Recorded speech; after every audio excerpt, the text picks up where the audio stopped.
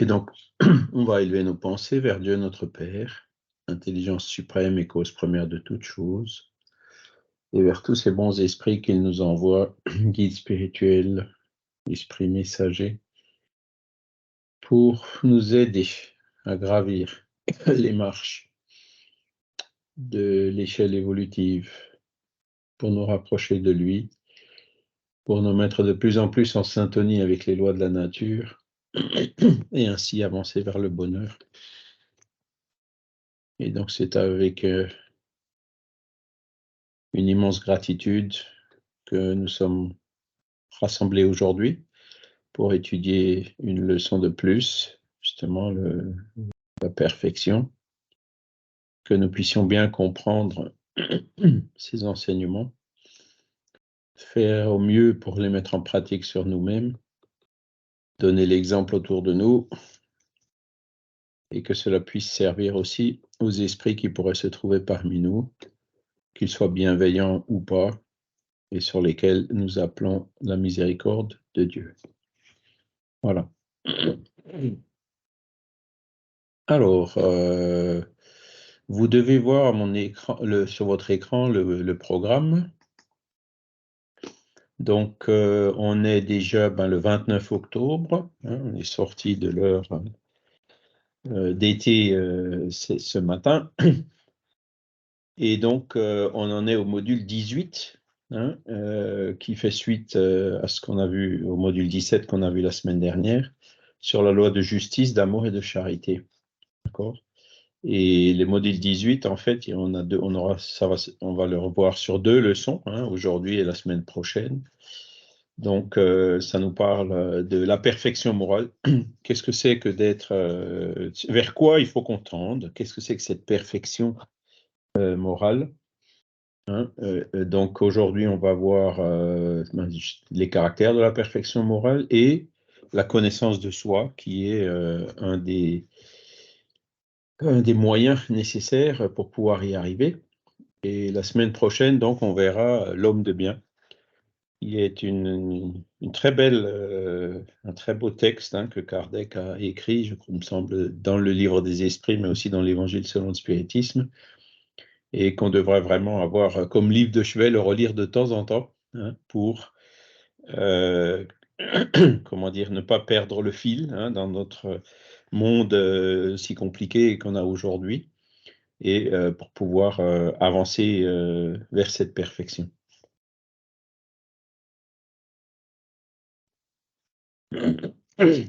Alors, voici donc le fascicule, hein, que Christophe vous l'a montré imprimé, hein, pour ceux qui le préfèrent imprimer. Donc, quels sont les caractères de la perfection morale et la connaissance de soi, hein? On va voir donc qu'est-ce que c'est que cette perfection morale, qu'est-ce qui la caractérise. On verra aussi quels sont les obstacles qui nous retardent pour avancer vers cette perfection morale. Comment agir pour vaincre ces obstacles. Et on va réfléchir aussi sur la nécessité de se connaître soi-même pour atteindre la perfection morale, hein. Le connais-toi toi-même, hein, bien connu de Socrate, hein, si je ne me trompe pas, qui est nécessaire, hein, puisque si on a des défauts, il faut déjà qu'on les reconnaisse en nous-mêmes, et c'est ça qui n'est pas toujours évident, hein. On a toujours tendance à cacher nos propres défauts, à voir les défauts des autres avant de voir les nôtres, hein.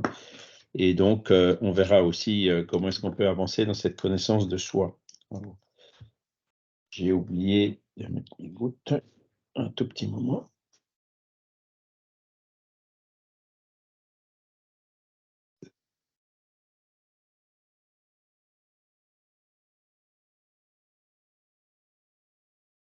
Voilà.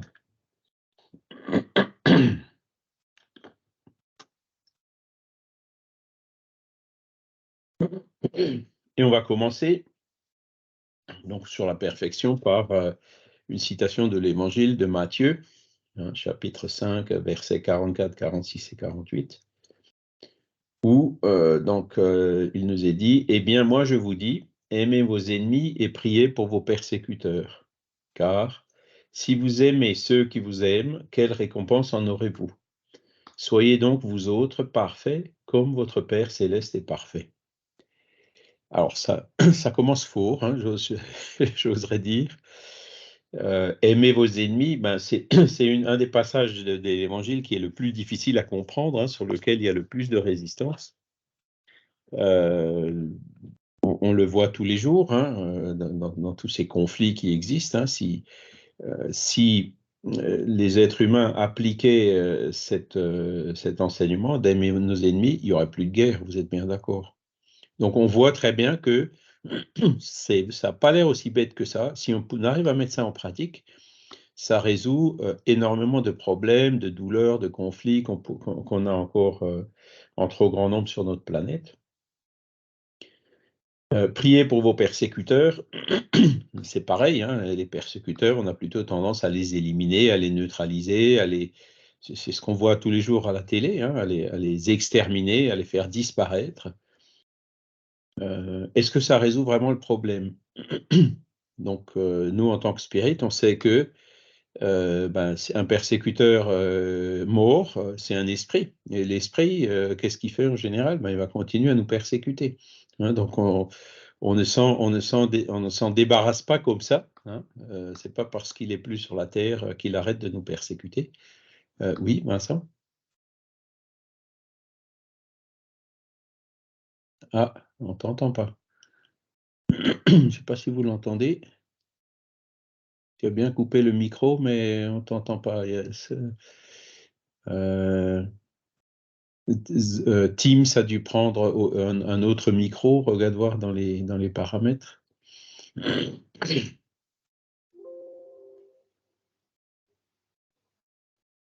Et là, vous m'entendez? Voilà, là ça va mieux. Ok, ouais, c'est parce que j'avais Skype avant. Oui, ben ça c'est vrai que ça arrive. Alors, simplement, je voulais aller plus loin que ce qu'il disait là.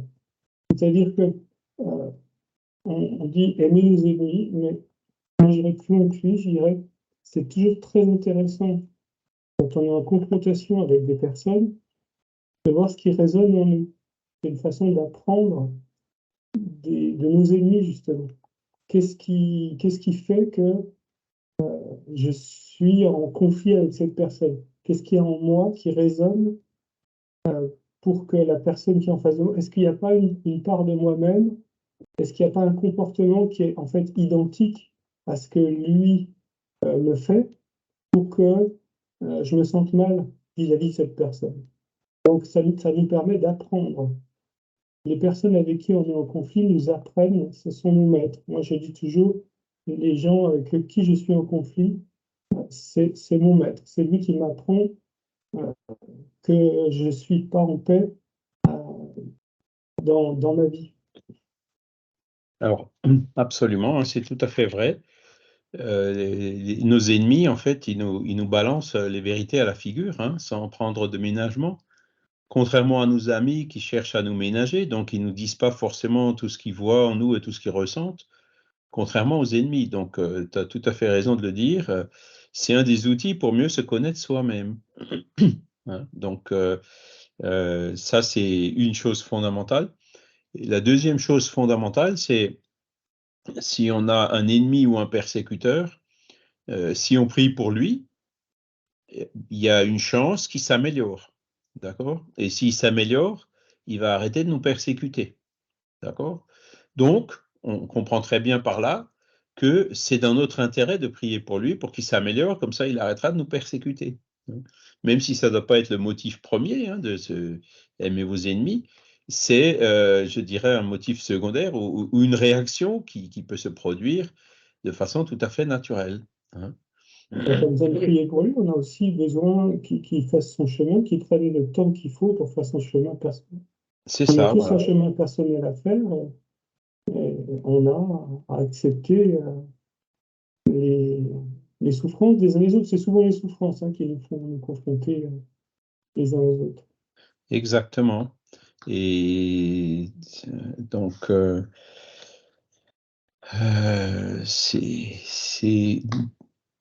c'est pour ça que Jésus l'avait dit, c'est compliqué à comprendre, mais en fait, on y arrive, quoi. Hein, en raisonnant un petit peu, on voit tout de suite l'intérêt qu'on peut avoir dans ce sens. Et il y a un autre exemple, ben, c'est Jésus qui nous l'a donné, hein, quand il a dit qu'on l'a mis sur la croix. Hein, donc, tous les humains qui l'ont mis sur la croix, c'était ses ennemis. Et quand il était sur la croix, il a dit, Père, pardonne-leur parce qu'ils ne savent pas ce qu'ils font. Donc, typiquement, il aimait même ceux qui l'ont mis sur la croix. Donc, c'est lui qui nous a donné le plus grand exemple de tout ça. Et heureusement qu'il nous a aimés, parce que moi, personnellement, j'en faisais partie de ceux qui l'ont mis sur la croix. Donc voilà, ça a quand même permis d'avancer un petit peu par rapport à cette barbarie dans laquelle j'étais encore il y a à peine 20 siècles. Daniel? Oui, puis je pense qu'à force de muscler le pardon aux autres, ça nous permet aussi de débusquer en nous ce qu'on a pu amener d'autres vies et qui sont vraiment des ennemis internes des comportements. Et souvent, le pardon ultime, c'est de se pardonner à soi des choses qu'on a pu faire ou des tendances qu'on a. C'est vrai, c'est vrai. Et c'est un des, ça rejoint encore une fois le fait que c'est un des meilleurs moyens d'avancer vers la perfection, hein, de s'améliorer soi-même. Que d'avoir à se confronter avec des ennemis qui nous font connaître, hein, qui arrivent à... Parce que, bon, si on veut développer la patience, il n'y a rien de mieux que quelqu'un qui met notre patience à l'épreuve, on est bien d'accord. Hein. Donc, celui qui met notre patience à l'épreuve, quelque part, il nous aide à la développer en nous. Hein. Donc, c'est pour ça que une des expressions qu'on emploie souvent dans le mouvement spirit, même bon, quand ce sont des incarnés ou même des désincarnés qui nous embêtent, entre guillemets, on les qualifie d'amis stimulants. Hein, et c'est l'expression qui colle tout à fait bien à cet état de choses.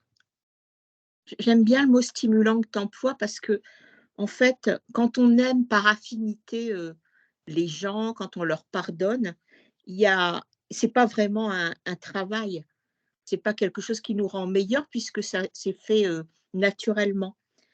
Mais où on met en jeu, où on construit notre foi, c'est justement quand ça nous demande un effort, un travail intérieur, d'aimer quelqu'un où c'est pas spontané ou de pardonner à quelqu'un ou d'enlever cette étiquette d'ennemi.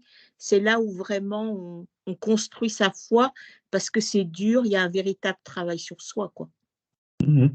C'est dans les périodes de difficulté hein, comment dire, qu'on avance le plus. Hein. Quand tout va bien, on a tendance à se relâcher, on avance moins vite. Hein. Par contre, quand on fait face à des difficultés, là, c'est différent. Hein. Les difficultés, les challenges, comme on dit, nous obligent à réfléchir, nous obligent à nous questionner et nous permettent d'avancer plus vite. Vincent? Voilà, ce que je voulais dire par rapport aux amis.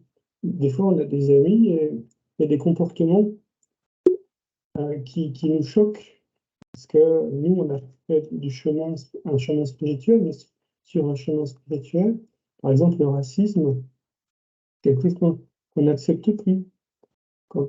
Moi, j'ai des amis qui sont racistes et je ne les juge pas. Et c'est difficile de rester ami avec des gens qui sont en chemin. Ça, c'est difficile de voir le chemin qu'il leur reste à faire et de ne pas pouvoir leur tendre la main. Je ne sais pas comment on peut faire, par exemple. Oui, tout à fait. Alors, c'est sûr que naturellement, on a tendance à s'éloigner des personnes avec lesquelles on n'est pas ou plus en affinité. Hein. Donc ça, c'est, je dirais, une tendance qui est quand même naturelle. Maintenant, ben, souvent, ces personnes sont des proches, donc on n'arrive pas à s'en éloigner aussi simplement que ça. Hein. Ou alors, ce sont des collègues de travail, on n'arrive pas non plus à s'éloigner d'eux. Et c'est là où, justement, aimer votre prochain, on a besoin de le mettre à aimer vos ennemis, on a besoin de le mettre en pratique. Donc, moi, ça m'était arrivé au boulot où je partageais vraiment le bureau avec une personne qui était vraiment alors raciste, misogyne, voilà. Bon. Et bah, voilà, ça me désolait un peu de l'entendre, hein, mais de temps en temps, hein, comme ça, spontanément ou par boutade, je lui ai envoyé une réponse. Hein.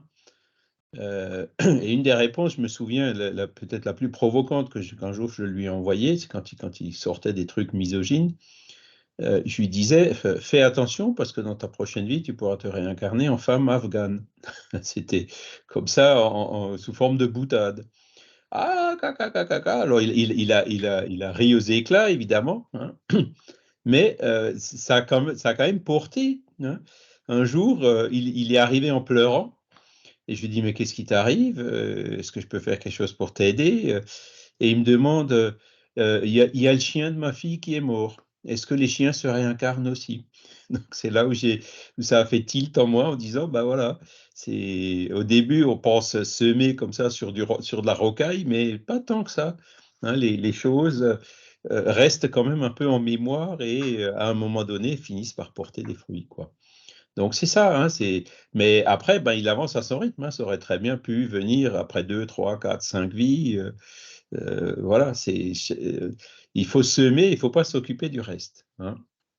Alors, cet amour pour les ennemis, comme tu le disais, Vincent, c'est pas l'amour qu'on peut avoir envers les personnes envers lesquelles on a des affinités. Hein, c'est pas le même amour. C'est ne pas se venger surtout, hein, et leur vouloir du bien, leur vouloir qu'ils évoluent et qu'ils s'améliorent. Mais c'est pas l'amour qu'on peut avoir vis-à-vis des personnes, des esprits de la famille spirituelle, entre guillemets, hein, ceux avec lesquels on a des affinités depuis longtemps. C'est un amour inconditionnel. Voilà, c'est ça. L'amour Et inconditionnel, il l'amour, n'y a pas de condition. on demande rien en retour, C'est exactement. ça. Voilà. Et quand on parle de perfection, hein, parce que là, c'est les caractères de la perfection, est-ce qu'on va arriver un jour à la perfection? Hein, ben, évidemment, la perfection, ça nous ramène à la divinité. Dieu est parfait, d'accord? Mais Dieu, c'est l'infini. Hein, donc l'infini, on le sait, on n'y arrivera jamais. On s'en rapprochera énormément, mais on n'y arrivera jamais. Donc la perfection absolue, on n'y arrivera jamais. Hein. Par contre, on pourra arriver à une perfection relative, et c'est de ça qu'on parle quand on parle de ces caractères de la perfection. Hein. Parce que, donc, toujours dans l'Évangile selon le spiritisme, Kardec nous dit, s'il était donné à la créature d'être aussi parfaite que le Créateur, elle lui deviendrait égale, ce qui est inadmissible. Hein. Il faut donc entendre par ces paroles de Jésus la perfection relative, celle dont l'humanité est susceptible, pardon, et qui la rapproche le plus de la divinité. En quoi consiste cette perfection? Hein? Donc Jésus le dit, c'est ce qu'on a vu à l'instant, aimer ses ennemis, faire du bien à ceux qui nous haïssent, prier pour ceux qui nous persécutent. Parce que il le dit plus haut aussi, si on aime que nos amis, ben, aimer ses amis, c'est facile. Hein. Aimer ses ennemis, c'est déjà l'étape en plus. C'est là où vraiment on a franchi une étape importante, une marche importante vers cette perfection relative. Hein. Et Jésus donc montre par là que l'essence de la perfection, c'est la charité dans sa plus large acception, parce qu'elle implique la pratique de toutes les autres vertus. Voilà. Alors la charité dans toute sa plus large acception, ou dans son sens le plus large, si vous préférez, hein, c'est la question 886 du livre des esprits. Hein, la charité, c'est le BIP, bienveillance, indulgence, pardon. Hein. Et donc, vous voyez que bienveillance, c'est vouloir le bien de tout le monde indistinctement. Indulgence envers les imperfections d'autrui. Donc là, on est encore une fois vis-à-vis, donc, entre autres, nos ennemis, ils sont inclus. Et le pardon des offenses, vous voyez que dans cette définition de la charité, vous avez donc quelque chose qui nous ramène exactement vers cette phrase, vers ce concept donc de devoir aimer les ennemis. Et donc la vraie charité, en fait, elle est là. Daniel? J'ai pas retrouvé le texte dans la doctrine, mais je me souviens qu'à un moment, il y avait une question adressée aux esprits et ils employaient le mot tendre. Ce qui est attendu de nous, c'est qu'on tend vers les qualités de Jésus, pas qu'on les atteigne, pas qu'on y soit, mais qu'on tende, ce qui est très consolateur pour notre vie terrestre, puisqu'on pourrait être découragé devant un tel modèle. Mais si on nous dit tendre, eh bien on comprend bien qu'on est en mouvement, on est en chemin, on doit se rapprocher le plus possible. Donc ça, c'est stimulant. Exactement. Jésus, c'est quelque part un point de mire. Hein. On le voit, ce point de mire, on l'a vu. Hein. On a les évangiles, on connaît tous ces enseignements qu'il nous a donnés, dont ceux qu'on a listés là, hein, d'aimer ses ennemis. Donc c'est un point de mire. Alors c'est vrai qu'on n'y arrivera pas tout de suite, ça c'est clair, mais on y arrivera un jour. Hein. On arrivera un jour au niveau d'évolution de Jésus, qui n'est pas Dieu, hein, qui est très élevé, mais qui n'est pas Dieu. Et donc, le fait d'avoir un point de mire, effectivement, c'est comme quand on a des courses cyclistes ou pédestres, hein, quand un coureur il a un autre en point de mire devant lui, ben, et en général, il le rattrape plus vite. Hein. C'est exactement ça qu'on a vis-à-vis de Jésus. C'est le point de mire vers cette perfection relative. Mais c'est en ça que, ben voilà, qu'est-ce qu'il a fait, qu'est-ce qu'il a vu. Alors, bien sûr, il n'y a pas que Jésus, hein, il y a Gandhi, il y a beaucoup d'autres même Kardec à la limite, hein, de ces missionnaires qui sont passés sur la terre, qui nous ont laissé des exemples, voilà, auxquels ce sont autant d'autres points de mire intermédiaires, si on peut dire comme ça. Hein, pour nous montrer comment aller vers cette perfection. Alors, maintenant, on va parler des obstacles. Qu'est-ce qui nous bloque par rapport à cette progression vers cette perfection relative? Alors, le premier blocage, question 895, l'attachement aux choses matérielles est un signe notoire d'infériorité, parce que plus l'homme tient au bien de ce monde, moins il comprend sa destinée. Alors là aussi, c'est un peu franc, brutal et direct. Hein, on est tous un peu attachés à nos biens matériels. Hein. Mais ce qu'il faut qu'on se mette dans la tête, c'est que le jour où on retourne de l'autre côté, on va être obligé de tout laisser ici. Hein.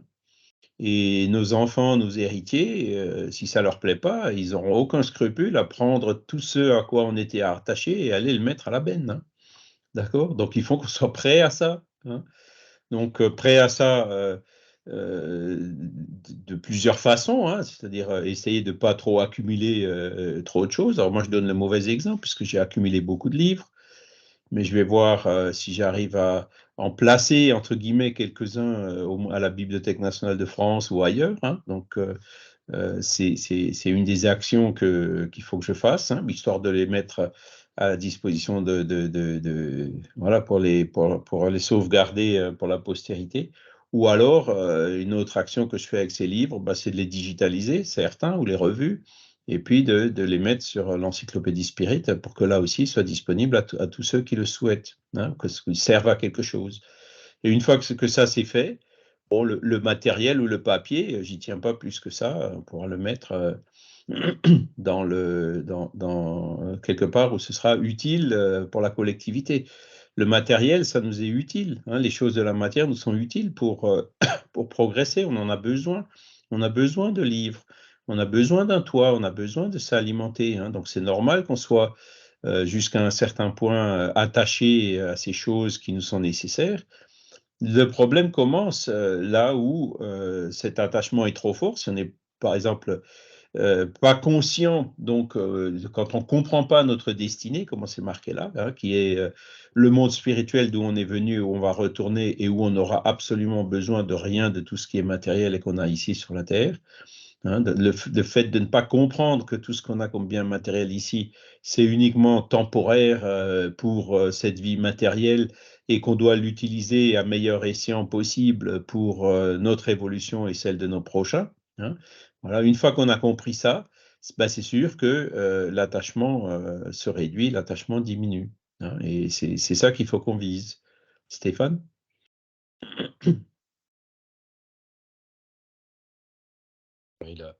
La difficulté, c'est de placer le matériel en tant que moyen et non pas comme une finalité. Exactement. Placement du curseur. C'est exactement ça. Hein. Donc, c'est un moyen temporaire hein, pour nous permettre de vivre et d'évoluer, hein, de profiter de cette vie pas matériellement, mais de profiter de cette vie pour devenir meilleur, pour évoluer, hein. Et ensuite, voilà, il faut être prêt, si demain il y a quelque chose qui claque là-dedans ou qui claque là-dedans, ben on va tout sera là, tout va rester là, hein. Et vous êtes peut-être déjà passé par ce genre de choses, au décès de vos parents, hein. Moi, je me souviens, mes parents, ils étaient surtout ma mère, hein, qui a connu les pénuries de la guerre et tout, qui était très attachée à un certain nombre de choses. Bon, ben voilà, quoi. Alors, elle est passée d'abord par une phase Alzheimer où ça l'a aidé à se détacher de ces choses matérielles. Et ensuite, ben, quand elle est décédée, ou même pendant qu'elle était à l'EHPAD, ben, il fallait qu'on vide les maisons pour les vendre, pour pouvoir payer l'EHPAD, etc. Et là, je n'ai pas compté le nombre d'allers-retours à la déchetterie, quoi. Et pourtant, c'était des choses auxquelles elle tenait. Et voilà, donc le fait d'avoir vu ça, c'est de dire, ben, demain, c'est moi, quoi, hein. Demain, c'est moi qui passerai par ça. Et vous avez des personnes qui sont d'autant plus attachées à leurs choses matérielles que même après la mort, ils restent dans leur maison, ils restent auprès de leurs choses et ils se révoltent en voyant les choses qui leur appartenaient, donc passer dans la possession des autres qui en font un usage tout à fait contraire à celui qu'ils auraient souhaité, hein. Donc l'attachement des biens matériels, elle peut même nous poursuivre dans le monde des esprits. Vincent? Je vais juste rajouter que, en fait, oui, aussi dans ma famille, j'ai eu une tante qui a souffert, en fait, pendant la guerre. Elle avait 18 ans à la fin de la guerre, qui a souffert comme adolescente, hein, pendant la guerre. Et c'est quelqu'un qui avait des revenus très importants, qui a accumulé énormément de choses dans un petit appartement que j'ai dû vider. Mais j'ai remarqué que tous ces objets dont elle n'avait pas besoin, c'était une extension de son corps. On ne pouvait pas toucher à ces objets parce que si on touchait à ces objets, c'est comme si on touchait à elle-même, à son corps, quoi. Mmh. Et pour beaucoup, il faut réfléchir à ça en tant que personne. Réfléchissez bien, mais souvent, nos objets, c'est par exemple la maison qu'on habite, les objets qui nous environnent, ça ressemble à une extension du corps. Et c'est vrai que c'est particulier, mais j'ai vécu avec des personnes pour qui chaque objet représentait vraiment quelque chose de Partie d'eux-mêmes. oui, pratiquement quelque chose c'était faire violence que de toucher à ces objets, quoi. Si je touchais par exemple à une lampe, c'est comme si c'était pas un viol, mais bon, c'était comme pratiquement comme un viol, quoi. C'est Mmh. assez étonnant, mais on est très très attaché à nos objets à tel point que on n'y réfléchit pas souvent, mais c'est étonnant, mais nos objets font partie de nous-mêmes. C'est ça. Et dans le cas de ma mère, il y avait par exemple un stock énorme de savon qui manquait pendant la guerre, hein, et le savon qui est nécessaire à l'hygiène. Alors, le savon, évidemment, on l'a pas mis à la benne, mais bon, on a passé 3 ou 4 ans sans acheter de savon, hein. Charles, Hein, on l'a utilisé et j'ai été ça, jusqu'à peser le savon qu'il y avait dans l'appartement. J'ai sorti 45 kilos. J'avais 4 boîtes de 15 kilos de savon, parce que le savon, il fallait le faire sécher. Et elle avait 45 kilos de bon savon, hein, bah qu'on oui, a donné à des entreprises caritatives. Mais c'était impressionnant, hein. 45 parents kilos de savon. pareil. C'est ça. Tu vois, ses parents, c'est pareil, hein. Du savon, de la lessive. Et après, bon, c'est sûr, il y avait aussi des choses alimentaires avec les dates de péremption passées et tout. Donc ça, là, évidemment, on n'a pas pu les garder. Mais tout ce qu'on a pu garder, on l'a gardé. Et puis même en sachant, ma mère, dans le monde spirituel, en voyant qu'on utilise ces choses-là, eh ben, quelque part, je suis sûr que ça lui aurait, ça l'a soulagée, hein, si tant est qu'elle était encore là, quoi. Si qu'elle n'avait pas déjà tiré un trait sur tout ça. Donc voilà, hein, c'est les choses matérielles. Alors, donc l'attachement aux choses matérielles, surtout au superflu, hein, parce que c'est là où il faut faire utiliser ces notions de nécessaire et de superflu. Donc le nécessaire, évidemment, personne ne le discute. Le superflu, c'est clair qu'il faut qu'on s'efforce dès aujourd'hui à le couper parce que avec l'évolution du monde et l'épuisement des ressources terrestres, on pourra bientôt plus avoir de superflu, voire même on manquera du nécessaire. Déjà aujourd'hui, vous avez plein de gens qui manquent du nécessaire et qui, en utilisant le superflu des autres, auraient largement le nécessaire, hein.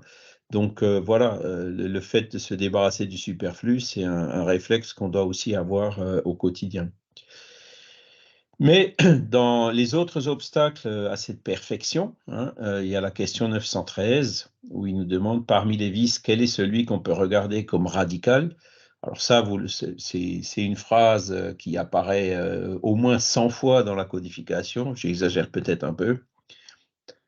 Nous l'avons dit bien des fois, c'est l'égoïsme. De là dérive tout le mal. Étudiez tous les vices et vous verrez qu'au fond de tous, il y a de l'égoïsme. C'est un peu dur et direct aussi, hein, c'est on se prend une claque. Ben oui, oui, oui, oui. Alors quand on y réfléchit, l'égoïsme, alors non, c'est je veux cette terre pour moi et pas pour les autres. Hop, ça donne des guerres, hein. Non, moi je veux que ce soit mon système de société qui prévale et pas celui des autres. Hop, ça donne des guerres, hein. C'est pour parler des 2 guerres d'Israël et d'Ukraine. Donc vous voyez que derrière ces guerres, il y a de l'égoïsme, clairement, hein. L'égoïsme, c'est celui qui nous fait accumuler le superflu, hein, comme on l'a vu à l'instant, hein. Alors d'où vient l'égoïsme?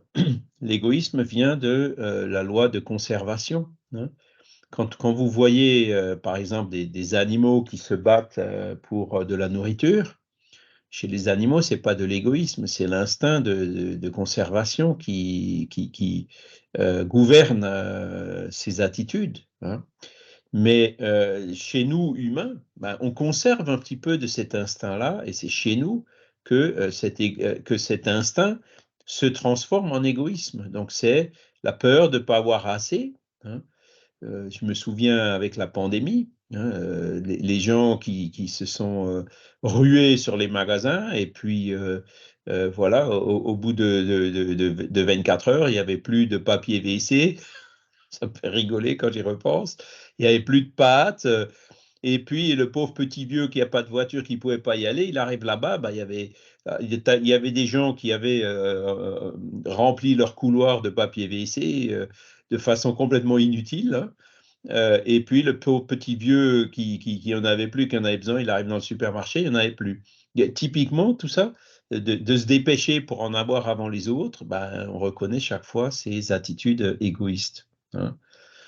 Et ça, vraiment, on le voit chez les enfants, hein.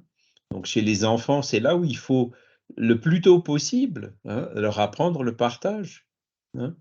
Moi, je me souviens avec mon gamin, quand on était un jour, je lui avais acheté, je ne sais plus ce que c'était,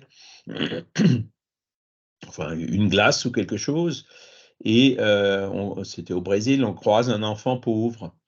Et donc, c'est moi qui tenais la glace de mon gamin. Et quand l'enfant pauvre est venu, hop, je lui ai donné la glace du gamin. Et le gamin, il a tout de suite eu une réaction de crier, de pleurer, de se révolter, en disant non, non, elle est à moi, elle n'est pas à lui, hein. Et hop, c'est dans ces moments-là qu'il faut en profiter en disant, écoute, regarde, lui, il n'a pas le nécessaire, et puis nous, on peut très bien revenir en arrière et puis en acheter une autre, hein. Et donc, ça l'a, sur le moment, un peu calmé, mais il faut vraiment chercher cet égoïsme le plus tôt possible, hein, et essayer de lutter contre par l'éducation de nos enfants et aussi, bien sûr, sur nous-mêmes. Et c'est là où, comme on le disait au début, hein, le fait d'avoir des ennemis nous aide souvent à dire, ah, bah, tiens, il y a encore un peu d'égoïsme en moi, hein. Parce que l'égoïsme, on refuse de le voir, hein.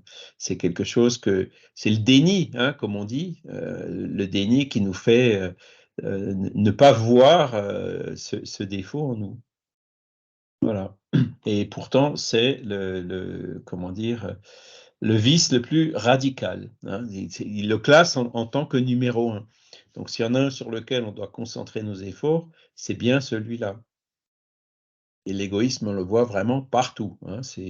J'ai donné quelques exemples, mais voilà, c'est celui qui veut avoir la meilleure place, c'est celui qui veut passer devant sur le trafic routier, c'est celui qui veut, voilà, il y a énormément d'exemples par rapport à ça, hein. Et celui qui, entre guillemets, comment on dit? Il y a le mot en portugais qui vient, qui va ziber une file d'attente, par exemple, hein. Celui qui essaye de passer avant les autres. Voilà, ben, tout ça, ce sont des petites manifestations d'égoïsme. Daniel? Oui, on comprend que c'est le numéro 1 parce que la semaine dernière, on voyait qu'on avait tous été créés pareil, sous les mêmes lois. Dès le moment où on veut que pour soi ou plus pour soi, eh bien, on enfreint cette règle, puisqu'en fait, les seules différences qu'on peut acquérir, c'est en progressant selon nos mérites. Donc, bien quelque chose qu'on travaille sur nous-mêmes. Exactement. L'égoïsme, c'est aussi la corruption, hein. C'est moi d'abord, avant les autres, hein.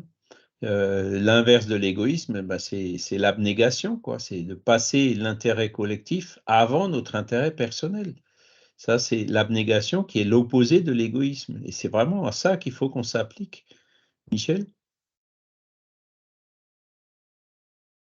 Oui, en fait, comment dire, je pensais à ce que Daniel disait, l'égoïsme, en effet, je pense que c'est la première chose qui vient après qu'on ait été créé simple et ignorant, parce que ça fait partie de l'instinct de survie, je pense.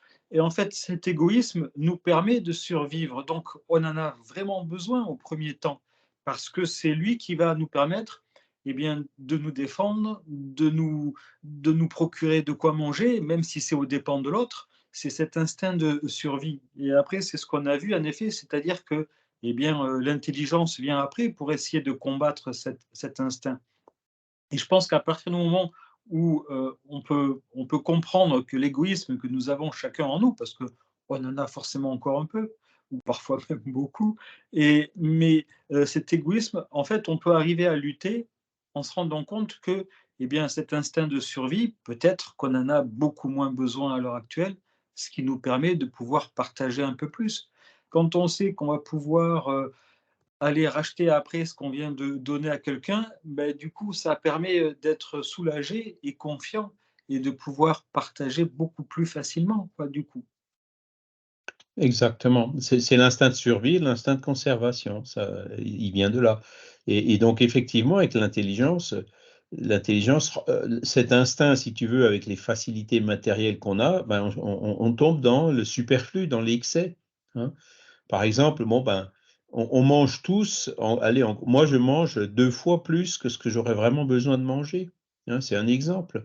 Donc si je mange 2 fois plus, ben, je consomme. Si je consomme, il y a la demande qui augmente. Si la demande augmente, les prix montent. Si les prix montent, les pauvres, ils n'arriveront plus à s'en acheter, hein. Donc quand on voit toutes les conséquences que ça peut avoir, une attitude aussi simple que ça, de manger un peu de trop, eh ben, ça m'aide, hein. J'arrive toujours pas à perdre. Si, bon, là, j'ai perdu un petit peu les 5 kilos que je voudrais perdre, hein. J'ai quand même réussi à en perdre 1 ou 2 déjà.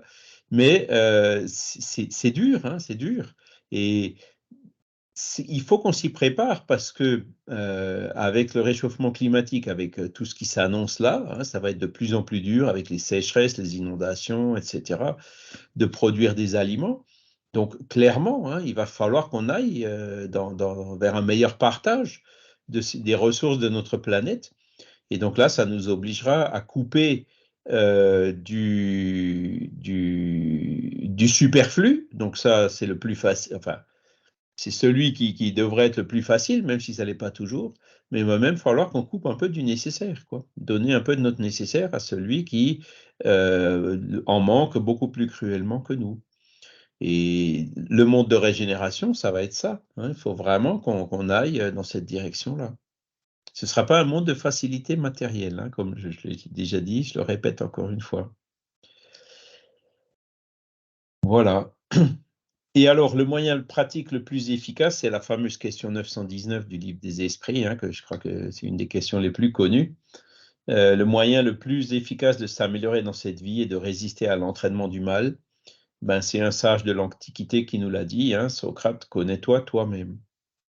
Et donc, c'est avec cette connaissance de soi que nos ennemis nous aident à acquérir, hein, nous aident à surmonter le déni, hein, nous aide à retirer ces masques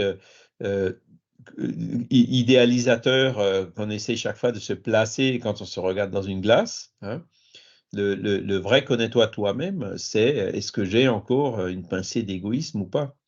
Et donc Saint Augustin, dans cette question 919, il nous dit comment il faisait.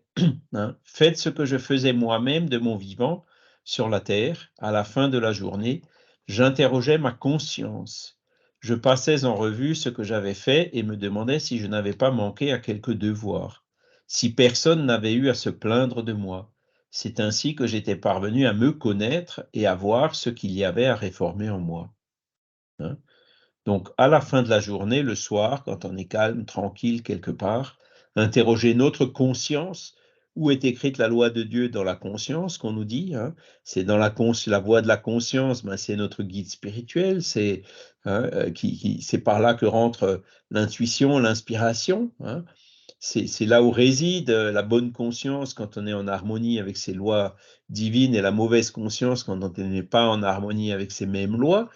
Et donc, en interrogeant notre conscience, c'est un excellent moyen justement pour se connaître soi-même. Hein. Alors c'est vrai, il y a beaucoup de personnes qui sont inconscientes, beaucoup de personnes qui sont aveugles.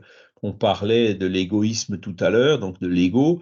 Ben, on arrive à un point où des personnes, par l'intelligence, justement, quand elles refusent d'avancer vers cette lutte contre l'égoïsme, se transforment en véritables, ce qu'on appelle les pervers narcissiques. Hein. Alors eux, c'est vraiment moi d'abord, et ils se rendent même pas compte, ils sont tellement aveuglés qu'ils se rendent même pas compte du mal qu'ils causent aux autres. Hein. Ils les écrasent et ils s'en rendent même pas compte, quoi. Hein. On arrive à ce genre d'aberration, donc par un développement de l'intelligence qui va plus vite que ce développement, cette évolution morale. Vincent? Je voulais juste préciser tout à l'heure, quand tu présentes un futur avec moins matériellement, il faut bien le présenter comme quelque chose où on sera plus heureux spirituellement. C'est-à-dire que nos biens matériels nous encombrent. On passe beaucoup de temps à penser à nos biens matériels, à gérer nos biens matériels, et pas assez de temps à être plus collectif, à partager nos objets. Par exemple, je sais que j'ai des objets que je prête. Une fois, on ne me les rend pas, mais on ne me les rend pas, c'est tout, ça arrive. On rachète un. Voilà, c'est comme pour les livres. Moi, je sais que j'ai pas fait comme toi. C'est-à-dire que les livres que j'ai autour de moi sont vraiment, j'en ai plus beaucoup parce que ce que j'aime, j'ai envie de le partager. Donc je le prête et des fois on ne me rend pas les livres. Ouais, souvent ils reviennent pas, c'est vrai. Ça arrive, voilà. Mhm. Et c'est vrai que je n'ai pas toujours l'énergie pour acheter des livres et puis pour recourir après, mais je les ai plus. Je les regrette un peu, c'est vrai, mais il faut. Moi, j'ai envie de me détacher de tout ça. Et c'est vrai que c'est pas facile, mais il y a du chemin à faire. Et proposer un monde avec moins matériellement et plus heureux, c'est quand même plus vendeur que de dire on aura moins et on va souffrir parce qu'on aura moins. Non, je ne crois pas. Je pense toujours à ces villages lorrains que je fréquente de temps en temps, où tout était fait de main d'homme. Hein. C'est-à-dire que toutes les maisons n'étaient pas faites avec des constructeurs, c'est-à-dire que c'est tous les gens du village qui se mettaient à construire les maisons d'une personne. Et tous ces villages étaient faits avec très peu de matériaux et beaucoup d'intelligence collective. Et on doit retrouver cette intelligence collective qui rend heureux, en fait. Ouais, et c'est là où on voit cette prévoyance infinie de notre Créateur, Dieu, hein, qui a fait les ressources de notre planète limitée. Donc, on va être obligé, par la force des choses, à y aller. Hein. C'est vrai qu'aujourd'hui, bon, ben, on est dans le gaspillage partout. Hein. Quand je vois, je l'avais toujours dit, hein, je consomme 10 fois plus d'énergie que ma grand-mère. Mes parents ont connu la guerre. Regarde, là où je voyais encore récemment, hein, parmi ce gaspillage, ben, il y a toutes les armes. Hein. Je crois que j'ai vu, c'est la Russie qui doublait le budget militaire, quoi. Eh ben, ça continue. Au lieu de faire des choses utiles, ben, ce sont des armes qui servent à détruire. Voilà, donc c'est vraiment le comble. Hein. hein, comment dire, du gaspillage, l'égoïsme qui pousse à accélérer cet épuisement des ressources terrestres. Et Mais donc, concentrons-nous sur ce qui a été possible dans le monde. Et moi, je vois ces villages lorrains qui sont vraiment le symbole de la frugalité absolue, quoi. C'est des gens qui n'avaient absolument rien. Ils n'avaient même pas un couteau, hein. Pour certains, c'était vraiment une frugalité totale. Et ces gens qui vivaient dans un dénuement total étaient capables de faire collectivement en sorte que chacun ait une place. Et de quoi manger, de quoi vivre, de quoi survivre plutôt, parce que c'était vraiment des conditions difficiles, il faut le dire quand même, hein. C'est pas... et ça nous donne une image du monde de demain. Mais le monde de demain, on sera dans la même situation, mais avec une intelligence encore plus développée, tu vois. Et Et ce donc, sera un plaisir, il faut le dire. ouais. Ça sera un plaisir. La frugalité peut devenir un plaisir. On sera obligé de plus partager les choses, d'être plus ensemble et de faire collectivement et partager de l'amour ensemble, tout bêtement. Voilà. Voilà. Donc, c'est un excellent moyen, effectivement, on voit que quand on est vraiment dans la nécessité, ben, l'égoïsme, quelque part, disparaît. Le seul moyen de survivre, c'est cette abnégation, le fait de collaborer les uns avec les autres. Et c'est là où on se rend compte combien on a besoin les uns des autres. Daniel? Ah, je vois un bel exemple à vous soumettre, c'est l'Internet. L'Internet, on le voit comme illimité, puisqu'aujourd'hui, on y a accès tout le temps. Et surtout, on le voit comme immatériel. Mais en fait, pour avoir de l'Internet, il y a des centrales, il y a des datas, il y a beaucoup de métaux précieux. Donc, c'est extrêmement mangeur d'énergie. Et il y a des lois qui se préparent pour 2030 de sobriété numérique. Et il est possible que l'Internet, on l'ait un jour qu'1 heure par jour, un peu comme certains pays de l'eau, à des débits très faibles. Et s'imaginer aujourd'hui avec un accès réduit à peau de chagrin à l'Internet, ça peut voilà, nous montrer à l'intérieur qu'est-ce qui se passe en nous si quelque chose qu'on avait en illimité devenait rare, raréfié. Comment on devrait adapter sa vie et tout. Et j'aime beaucoup cet exemple d'Internet parce qu'il nous touche tous dans notre quotidien. C'est Et on vrai, voit que ce n'est pas facile. c'est vrai. Et après, ben, quand on regarde Internet, l'usage qu'on en fait, il y a aussi beaucoup de superflu, on est bien d'accord, hein.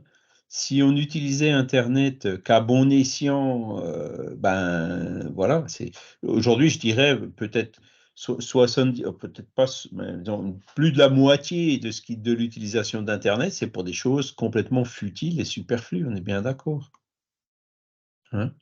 Mais c'est effectivement aussi un bon exemple, quoi. Même si effectivement Internet consomme beaucoup, hein, bon, après, par exemple, bon, là, en ce moment, il y a une rencontre de Spirit à Poitiers. Et donc, c'était hier et aujourd'hui. J'ai beaucoup hésité à y aller. Et finalement, je me suis dit, non, je vais y aller par Internet, je vais y aller par Skype, hein, donc je vais m'y connecter juste après. Parce que c'est quand même encore plus propre que le fait d'y aller en voiture et puis de mettre 200 ou 300 kilos de CO2 dans l'atmosphère, tu vois. Donc, toute l'intelligence qu'on doit utiliser et qu'on utilisera dans ce futur qui sera de plus en plus difficile, eh ben c'est ça, hein, c'est de vraiment faire les choses les plus durables, les plus respectueuses de la nature. C'est dans ce sens-là vraiment qu'il faut qu'on aille. Non, non, le futur ne sera pas difficile. Le futur sera plus agréable.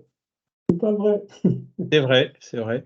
Ce Le sera fu- plus agréable parce qu'on on sera moins attaché à la matière, on s'embêtera moins avec tout ce superflu, hein, et donc, avec de la solidarité, on y arrivera. Parce qu'il y a des problèmes après encore beaucoup plus graves que ça.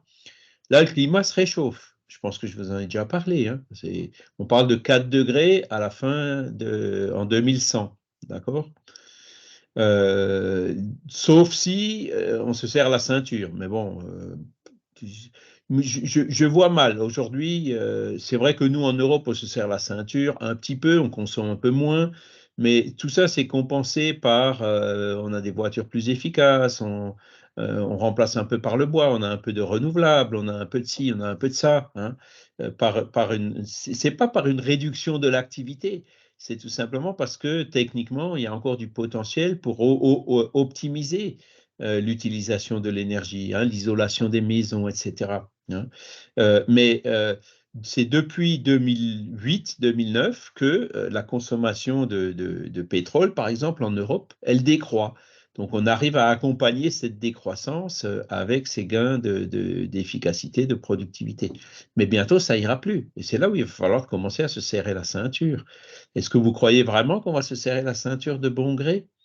Non. Mais par contre, si le jour où, comment dire, l'essence sera à 10 ou 15 euros le litre, ben forcément, on en consommera moins. Hein. Donc, on n'ira pas de plein gré, mais on y ira d'une façon ou d'une autre, on y ira. Hein.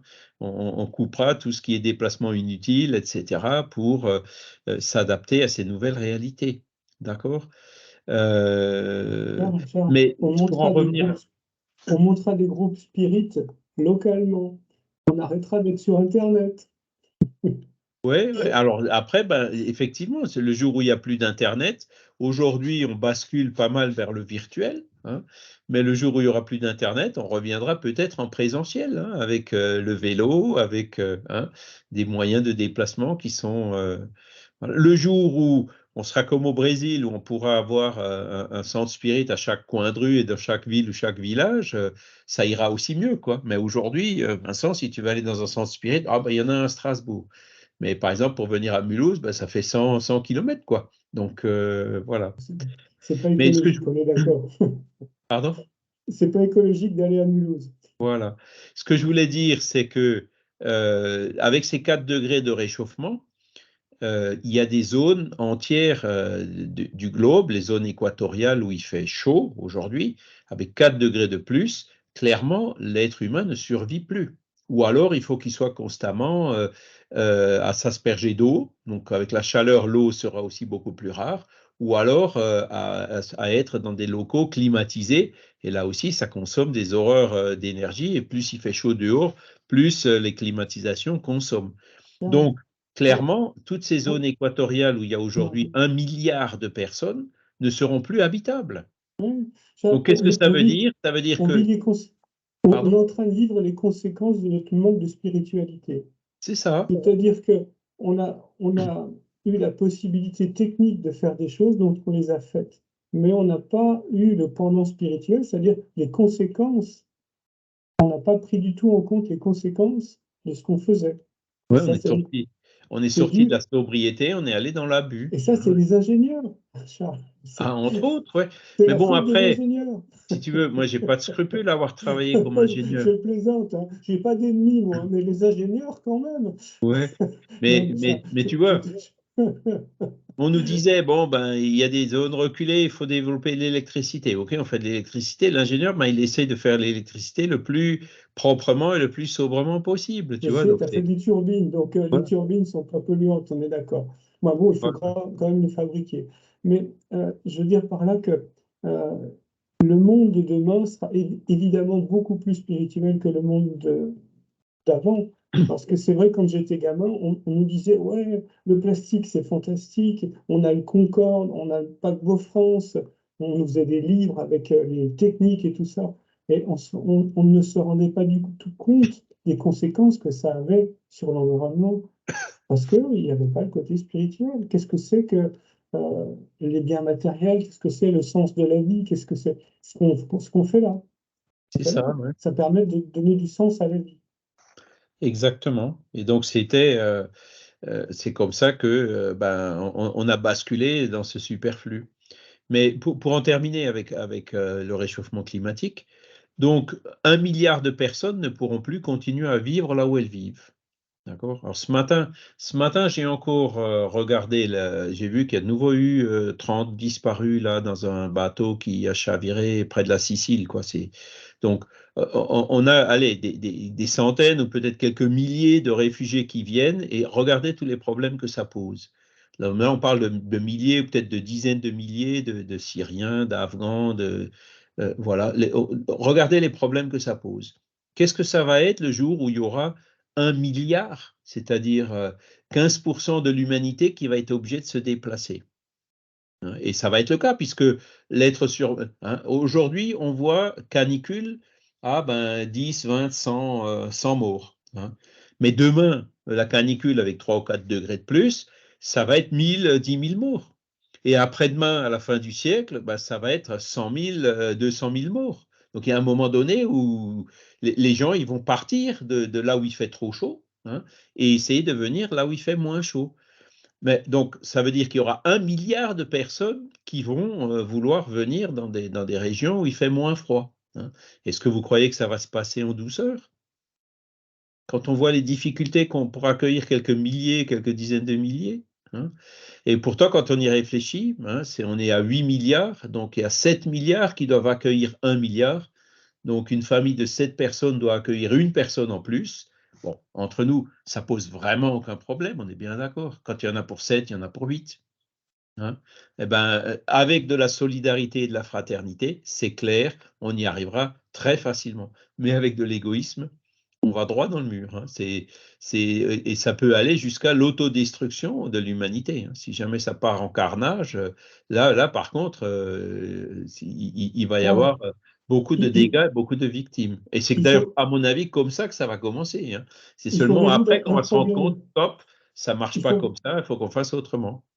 Quand il y a une personne, alors, quand une personne vit seule, il faut accueillir 0,7 personnes. Comment j'accueille 0,7 personnes?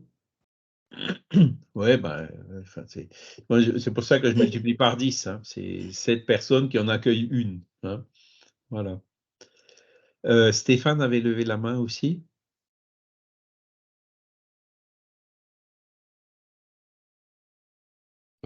Cette question des réfugiés, vous m'entendez? Oui, oui. Oui, cette question des réfugiés climatiques, c'est aussi un retour de bâton des égoïsmes passés des nations qui se sont développées aussi au détriment, on va dire, de l'équilibre planétaire général En et plus, donc du déchaînement qu'on vit actuellement sur le réchauffement climatique. Donc, c'est aussi des épreuves pour certaines nations, dont la nôtre aussi, que de pouvoir dépasser et accueillir d'éventuels réfugiés climatiques. c'est ça. C'est ça. Et c'est quoi qui bloque? bloque? C'est encore une C'est fois encore une fois l'égoïsme, le l'égoïsme, fameux le risque fameux risque radical, radical, le vice le vice radical. radical. Voilà. On Mais avec de voulait bien, l'altruisme, avec de la fraternité, ça posera aucun problème. Aucun. on voulait bien piller les gens dans les pays du tiers-monde avec les colonies, et c'est ce qu'on a fait. On voulait bien les piller, mais on ne veut pas qu'ils viennent chez nous, ça ne va pas. Voilà. Voilà. C'est ça. Et pourtant, quand on regarde, aujourd'hui, vous avez besoin d'un travailleur dans le bâtiment ou ailleurs, heureusement qu'il y en a des immigrés, parce que sinon, les artisans qui sont venus travailler chez moi là pendant le Covid, c'était des Turcs, voilà, et puis ils travaillent et ils sont sympas, ils sont d'une honnêteté, d'une intégrité qui m'a vraiment sidéré et surpris. Donc voilà, on voit, c'est des frères en humanité, quoi. On ne peut pas le dire autrement. Alors que avec des manipulations, il y a la peur, etc. Faisons donc ce connais-toi toi-même de Saint-Augustin, parce que c'est là où vraiment, est-ce que tu serais prêt, toi, du genre, tiens, toi, Charles, tu es gentil, vous êtes à 3 dans la famille, vous avez une maison de 150 mètres carrés, pour 3, 80 mètres carrés suffisent, donc vous allez laisser votre maison, donc il y a une famille de 15 personnes dans votre maison, et vous irez habiter dans un truc de 75 mètres carrés. Je réponds quoi? À la fin, je vais comprendre, je vais dire, OK, oui, j'accepte. Mais c'est pas évident quand on se pose ce genre de questions. Donc, il va couper du superflu qu'on a pour que chacun ait au minimum le nécessaire. Et c'est dans ce sens-là qu'il va falloir qu'on aille, ça c'est clair. Et Kardec, il commente à la question 919, beaucoup de fautes que nous commettons passent inaperçues pour nous.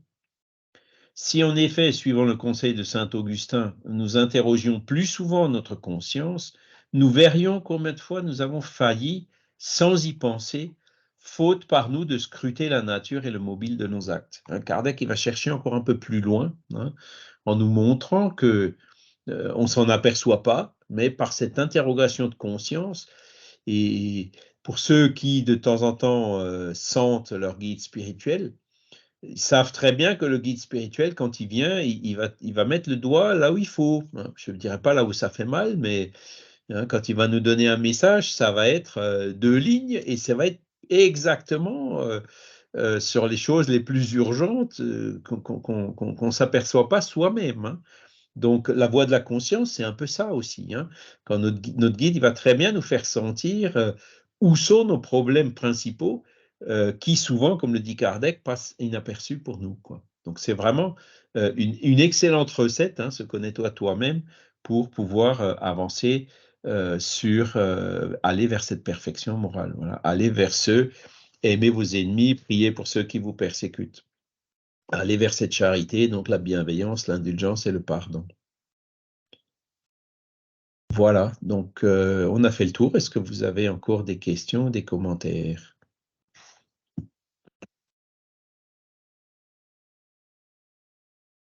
C'est simple, Daniel? Ouais, moi j'adore et la méthode de Saint-Augustin, c'est ce qui m'aide à progresser parce que si on progresse même que d'1% par jour, eh bien à la fin de l'année, on est 3,65 fois meilleur. Et c'est vrai que des fois au début, je voulais enclencher des progrès radicaux chez moi. Mais en fait, j'ai baissé les bras parce que c'était trop. Mais d'avoir tous les jours cette introspection très concrète, ça permet de faire un travail par petits pas, mais très constant. Et donc, ça vient s'additionner un peu chaque jour. Et on a confiance parce que ça n'est que des petits pas. Et ça, c'est vraiment la chose là. Quand j'ai connu ce test de Saint-Augustin, ça a été la chose la plus efficace, même si elle est délicate, parce que tous les soirs, se demander, en se mettant à la place des autres, si on les a offensés, ou alors est-ce qu'on est resté sans rien faire alors qu'on aurait pu faire, ça fait pas du bien à notre ego ou notre égoïsme, mais il y a une grande efficacité à le faire. Merci pour ce témoignage, Daniel, et puis je partage 100%. Voilà. Valérie? Oui, je pense qu'on est de toute façon toujours gagnant à donner parce que même quand on donne un peu, je trouve qu'on reçoit souvent beaucoup. C'est vrai, c'est vrai. Et une expression dit que dans le monde spirituel, la comptabilité, elle marche à l'envers. Plus on donne, plus on est riche. Voilà.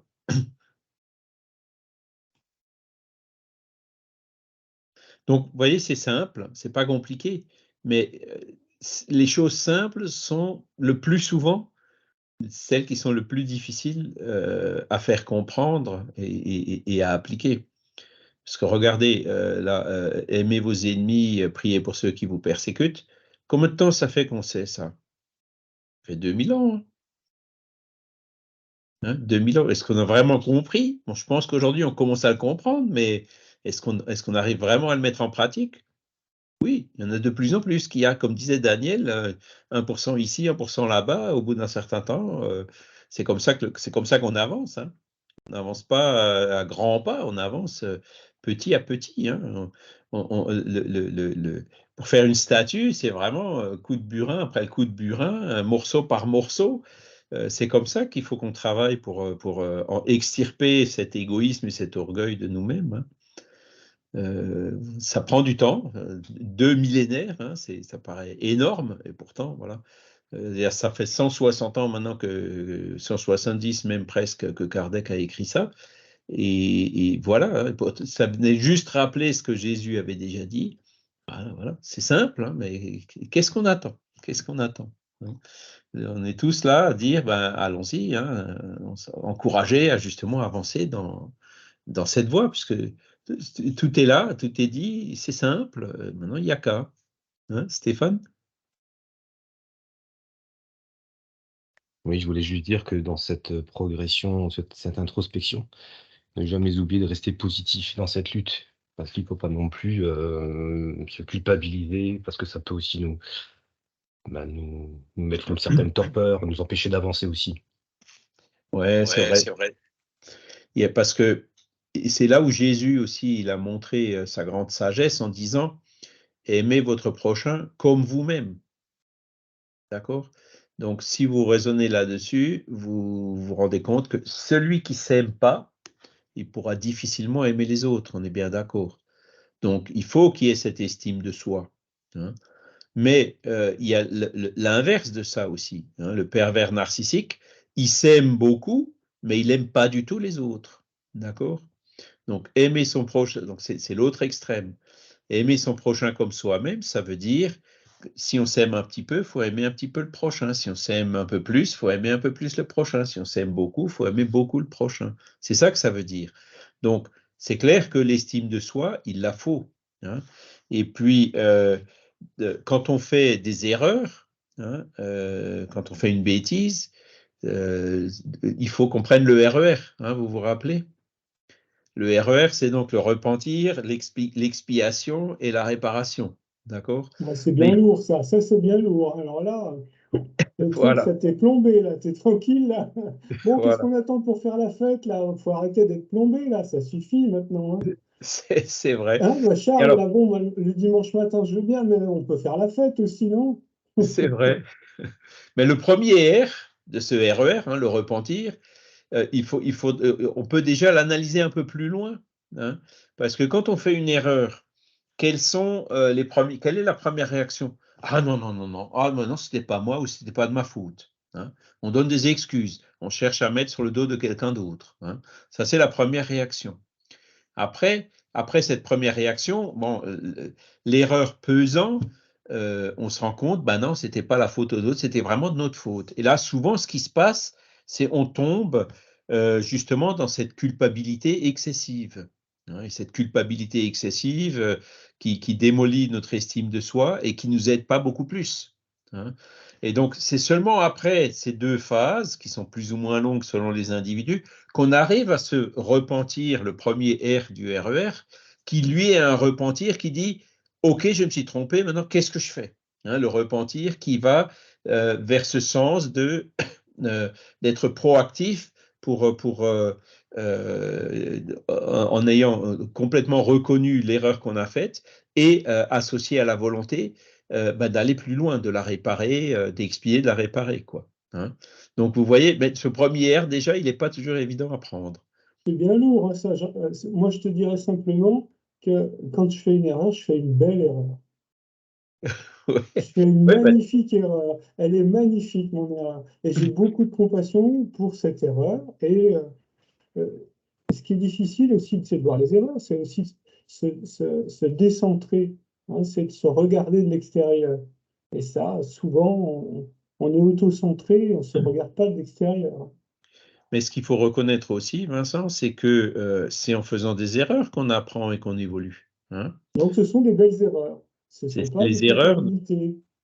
voilà, elles sont peut-être pas belles, mais elles sont nécessaires à notre Ici, elles évolution. sont belles. Voilà. Stéphane?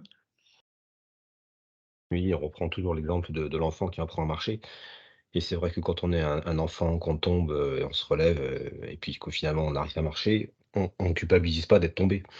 Et c'est vrai que c'est parfois un peu cet état d'esprit-là qu'on a du mal à avoir dans certaines situations, pour pouvoir se relever et puis avancer et progresser et réparer éventuellement ses erreurs. Exactement. Voilà. Ben, écoutez, moi, je vais aller rejoindre la réunion avec les collègues là, qui sont à Poitiers.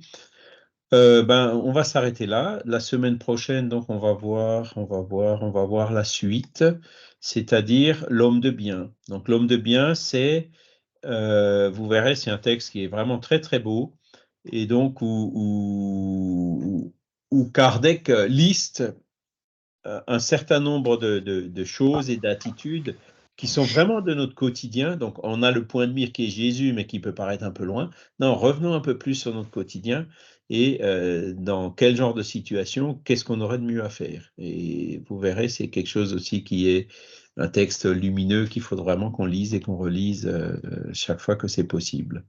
L'homme de bien, c'est l'homme de bien matériel, hein, on est bien d'accord, c'est celui qui en a le plus. C'est pas l'homme des biens, c'est l'homme de bien. Hein, c'est pas la même chose. Voilà. Bah, écoutez, merci infiniment à tous. Hein. Je vous souhaite un excellent dimanche. Et puis, une excellente semaine. Et donc, on va remercier aussi les esprits qui étaient là avec nous aujourd'hui pour nous aider, pour nous inspirer à comprendre ces choses, pour nous motiver à les mettre en pratique, à réaliser ces choses-là dans notre propre intérêt, hein, pour qu'on puisse avancer, qu'on puisse évoluer. Et par là même, si on veut améliorer le monde, le moyen le plus sûr, le plus efficace qu'on a, c'est déjà de commencer à nous améliorer nous-mêmes. Voilà. Merci infiniment à tous. Excellent dimanche et puis bonne semaine. Et puis à lundi prochain. À dimanche prochain. Bon Bon dimanche. dimanche, Bon dimanche. amusez-vous bien, Belles hein, actions à profitez. tous. Au revoir. Bientôt. Au revoir.